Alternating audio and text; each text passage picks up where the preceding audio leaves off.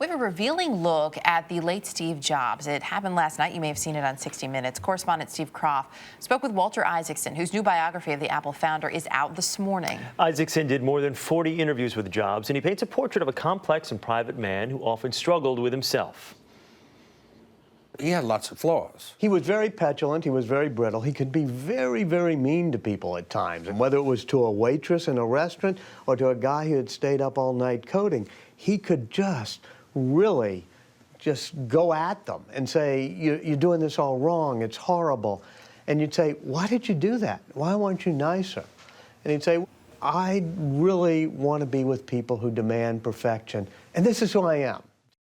In 2009, Jobs secretly received a liver transplant after years of suffering from pancreatic cancer. He gave his first interview to Isaacson shortly after that, and they continued speaking until just a few weeks before Jobs died. What were those last 2.5 years of his life like? He talked a lot to me about what happened when he got sick and how it focused him. He said he no longer wanted to go out, no longer wanted to travel the world. He would focus on the products. He knew the couple of things he wanted to do, which was the iPhone and then the iPad. He had a few other visions. I think he would have loved to have conquered television. He would love to make an easy-to-use television set. So he had those things, but he started focusing on his family again as well. And it was a painful, brutal struggle. And he would talk often to me about the pain.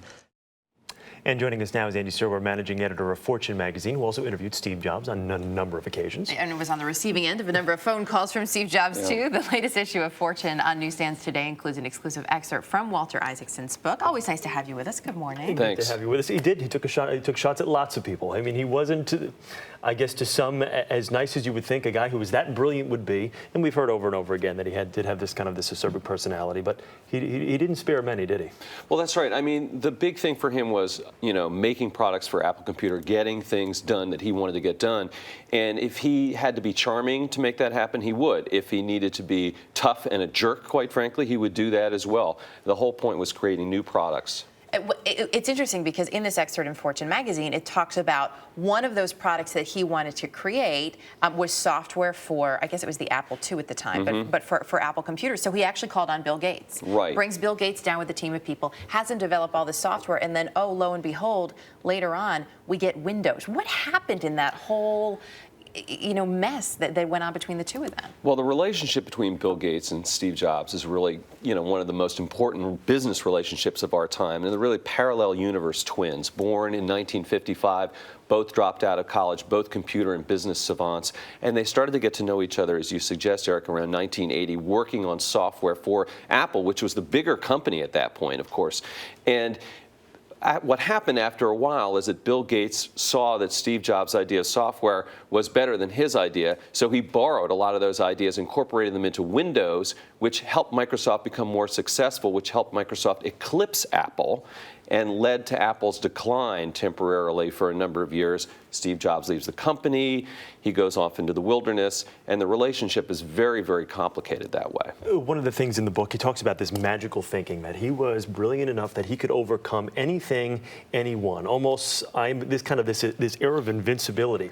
And then we also on 60 Minutes learned last night that he put off cancer surgery 9 months after finding out that he had it. Was that the type of thing where he was almost so stubborn that he thought he could basically overcome this cancer, maybe not have the surgery in a timely fashion as he should have? Right. I mean, stubborn, iconoclastic, could see around corners, but of course, like any other human being, not always right. Yeah. I mean, he failed so far making Apple TV. That didn't work out. His decision to postpone surgery or to seek alternative medicine treatments for his cancer turned out probably to be a very, very bad idea. And, he couldn't be talked out of it. And he was someone who was so sure of his opinions that sometimes it led him astray. We have about 30 seconds. Anything that you're learning, not just since his death, obviously, but also in things that are coming out of this biography that really surprises you about him or about his life? Well, you know, as we suggested earlier on, he took a lot of pot shots at people. And one thing that, you know, we're reading about in the book that sort of surprised me is he kind of went after the musician John Mayer. I mean, you know, where does he get up on that, saying that if John Mayer continues to lead his life the way he is, you know, he's going to run into all kinds of problems. And, you know, he had this very, very wide vision and interest, you know, in music, art, technology. And so if he decided to dip into something, he would go there and become very, very expert at it. So it's a very broad look at really an amazing man. All right, That's great Andy. stuff. Nice to have you here, Andy. Thanks. Thanks a lot, guys.